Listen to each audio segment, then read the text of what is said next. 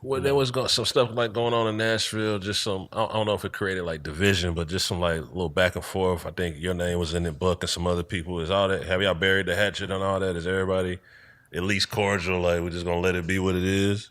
Yeah, yeah. That specific situation. I just brought Buck out at a concert. Oh, so y'all straight for sure. Yeah, yeah. We Okay. passed. We more than straight. Okay. Like just grown man time, Mm. etc.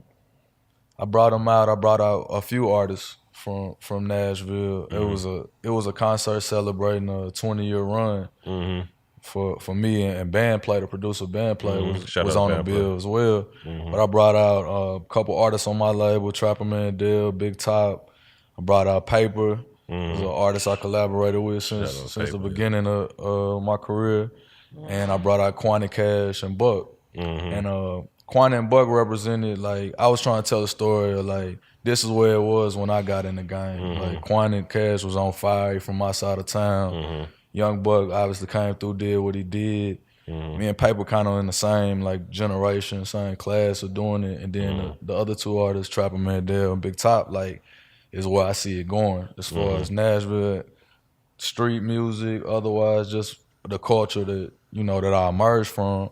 But I brought out Buck last. It was like it was really shocking, considering our history of back and forth. But we got You think that was just ego stuff, or was it yeah. ever It was. anything? I was gonna even say that. Just Like ego. I think it was ego. No we got real problem. Nah. It was territory. It was imaginary crowns. It's the same thing I was saying. Why I care to detach from the whole ego part of it. It was we got a rich history of working since '05, '06, and did a whole tape together at a time. We 30, 40 records, always like everything was everything. We've had ups and downs even prior to then, and it was this game, it can turn into a pissing contest. So it's like, somebody's up here, you passing each other on the way, either way, it's people in your ears. It just got weird on the ego level, but and when it came to a board, I charge it to both of us. You know what I'm saying? Because I can say I was ego tripping as well, but the way it played out, it was just I learned so much from it, and because it was like a setback, even like psychologically, because it forced me to like check myself and take inventory on like perception. Because a lot of times we moving off of that, we moving off how we think people feel about us. You know what I'm saying? It's really more important how we view ourselves. What you see in the mirror, because that situation, that what was like visible to people. I ain't gotta relive and go into the detail of it, but I use a whole lot of restraint not to go somewhere else with it in the moment. So I was in high school at a basketball game. I had a 357 in my drawers, and it's like I could have went somewhere else with it, and then the immediate aftermath is like, oh man, you went outside. 2 days later, I overreact to a situation, get aggravated assault.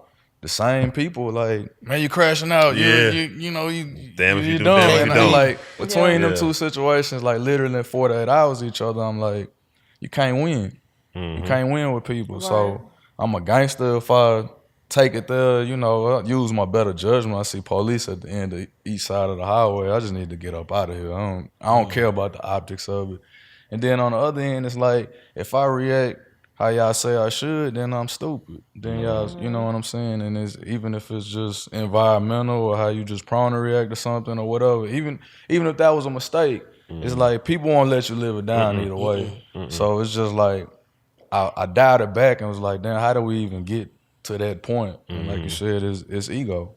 It's ego, because I'm like, I got to a point where like, man, I ain't living for this rap persona. I ain't living for approval. I've been through a lot of shit to the point where I was even in that environment like that, moving like that. It's because I'm out east. I'm in my old stomping grounds where I done been through a little bit of everything, so I'm gonna protect myself and I'm carrying myself a certain way, but I'm really here on community time. And I'm like, so, but I don't know, it's a lot to it. Yeah, but it's good.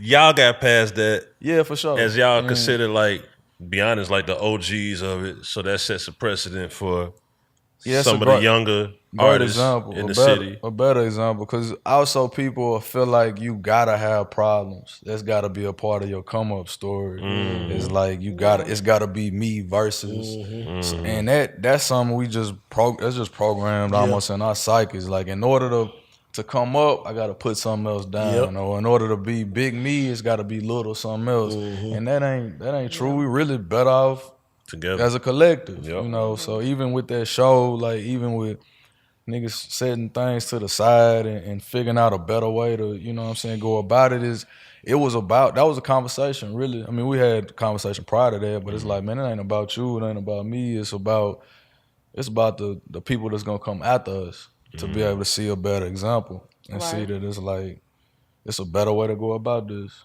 You know what I'm saying?